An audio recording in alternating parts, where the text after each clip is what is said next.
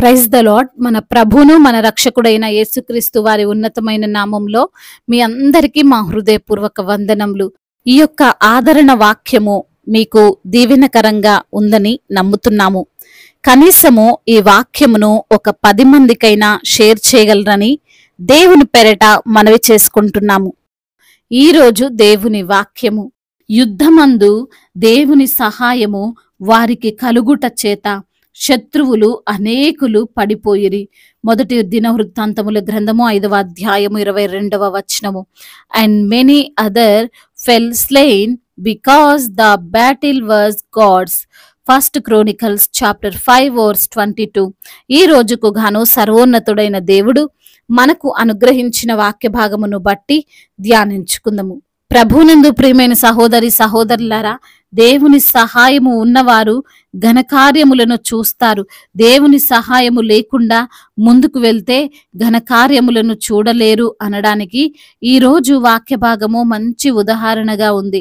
రుబేనీయులు, గాదీయులు, మనష్షే అర్ధగోత్రపు వారు, ఈ 3 ఇజ్రాయేలు గోత్రపు జనులు వారి యుద్ధములో దేవుని యొక్క సహాయము చేతనే శత్రువులను ఎదిరించగలిగినారు అని లేఖన భాగము మనకు చాలా సుస్పష్టముగా సెలవిస్తుంది.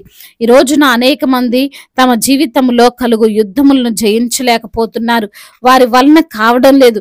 వారు ఎంతో ప్రయత్నిస్తున్నారు కానీ వారి శక్తి, బలము, జ్ఞానము, వారికున్న ధనము వారిని గెలిపించలేకపోతుంది. ఎవరిని ఆశ్రయించాలో తెలియక, ఎవరి వైపు చూడాలో అర్థం కాక ఎంతో మంది కృంగిపోతున్నటువంటి పరిస్థితులను మనం చూడవచ్చు.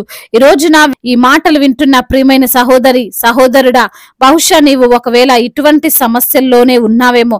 నీ జీవితంలో కలుగుతున్న యుద్ధములను జయించలేనటువంటి వ్యక్తివిగా నీవు ఉన్నావేమో.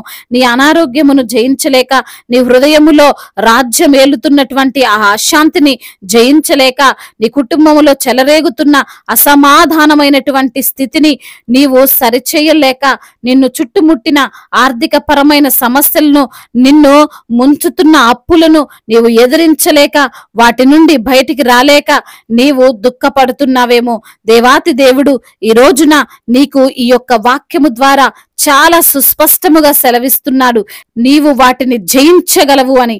అది సాధారణముగా కాదు, అందరూ ఆశ్చర్యపడే విధంగా కార్యము దేవుడు నీ జీవితంలో చేయబోతున్నాడు. ఈ 3 గోత్రముల వారు కలిసి 44,760 మంది ఉన్నారు.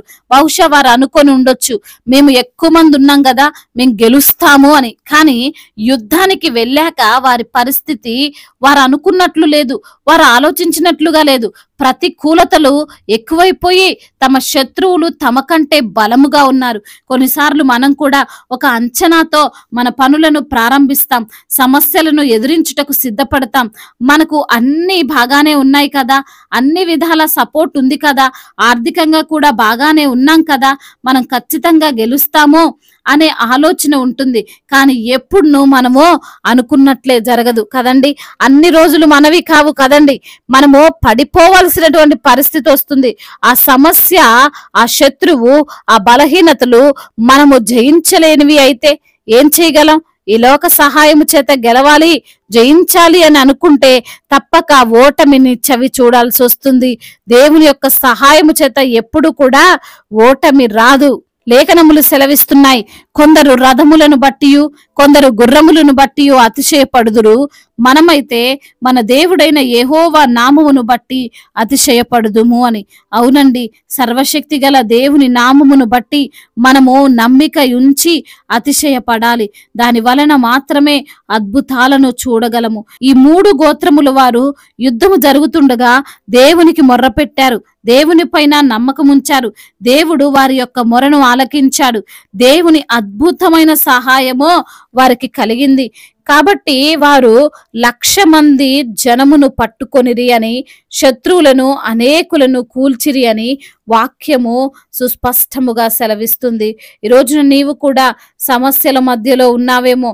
ఇక నా వలన కాదు, నేను పోరాడలేను, నా శక్తి సరిపోవడం లేదు, నా యుక్తి పనికి రావడం లేదు అని ఓటమిని ఒప్పుకోవాలి అని అనుకుంటున్నావేమో, ఈరోజు నా వాక్యము నీతో చెప్పినట్లుగా దేవునికి మొర్రపెట్టు, నీకు సహాయము తప్పక కలుగుతుంది.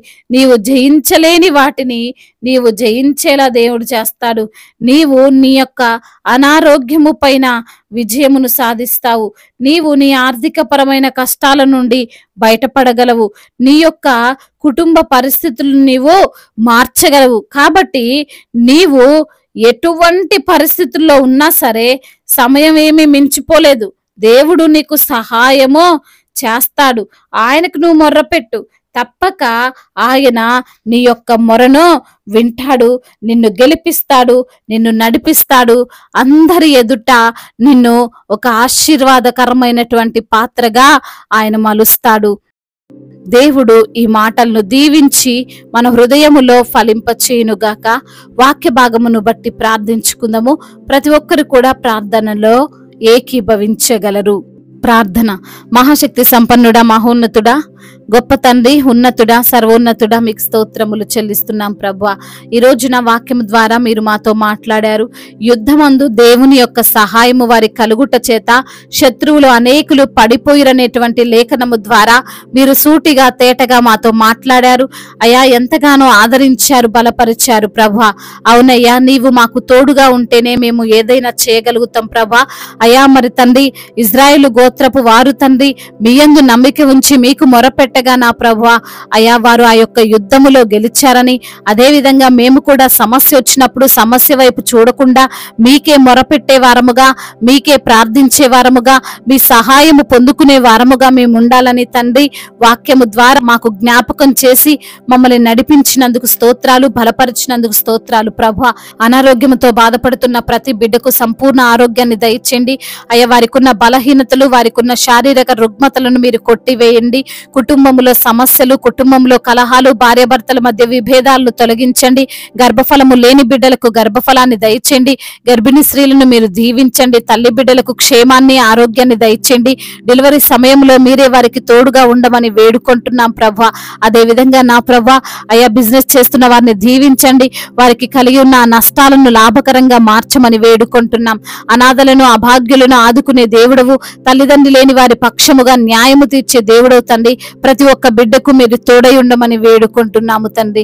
అదే విధంగా నా ప్రభా, చిన్న బిడ్డలందరినీ కూడా తండ్రి మీరు జ్ఞాపకం చేసుకోండి అయ్యా. చిన్ననాటి నుండి తండ్రి మీ యందు భయభక్తులు కలిగినటువంటి జీవితాన్ని వారికి మీరు ప్రసాదించండి. యవన బిడ్డల్ని జ్ఞాపకం చేసుకోండి ప్రభా. యవన వయసులో ప్రభా మరి తండ్రి చెడు వ్యసనాలకు బిడ్డలు బానిసలు కాకుండా ఆ త్రాగుడు నుంచి, ఆ డ్రగ్స్ నుంచి అయా వారికి విడుదలను దయచేయమని బ్రతిమిలాడుకుంటున్నాం ప్రభా. అదే విధంగా నా ప్రభా అయా, ఎందరైతే బిడ్డలు ఇంకా ప్రభా నా తండ్రి అయా మరి తండ్రి వారికి కలిగినటువంటి నష్టాలను బట్టి మొరపెడుతున్నారో ఆ నష్టాలను లాభకరంగా మార్చమని బ్రతిమిలాడుకుంటున్నాము తండ్రి. కుటుంబాల్లో తండ్రి క్షేమాన్ని దయచేయండి. ఒకరి మధ్య ఒకరు తండ్రి ప్రేమ కలిగి జీవించడానికి సహాయం చేయండి నా దేవా. అదే విధంగా నా ప్రభువా మా భారతదేశమును, తెలుగు రాష్ట్రాలను దీవించండి.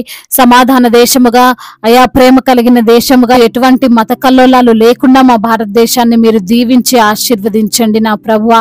అదే విధంగా నా ప్రభువా సువార్థికులను మీరు బలపరచండి అయ్యా. వారి యొక్క సువార్త అయా మరి తండ్రి అనేక ప్రాంతాలలో నా ప్రభా మరి ప్రకటించినట్లుగా ప్రభా అయా వారికి మీరు తోడై ఉండండి. అదే విధంగా మిషనరీస్ ని దీవించి కాచి కాపాడండి. వారికి ఉన్న ఆ ఇబ్బందులన్నిటి నుంచి కూడా విడుదల దయచేయండి. వారు పడుతున్న శ్రమలన్నిటి నుంచి కూడా వారికి విడుదలను అనుగ్రహించండి. అదే విధంగా నా ప్రభా దైవ సేవకులందరికీ మీరు తోడుగా ఉండండి అయ్యా. వారు చేస్తున్న సేవ ప్రభా మరి తండ్రి మీకు ప్రీతికరముగా ఉండునట్లుగా కృప చూపించండి.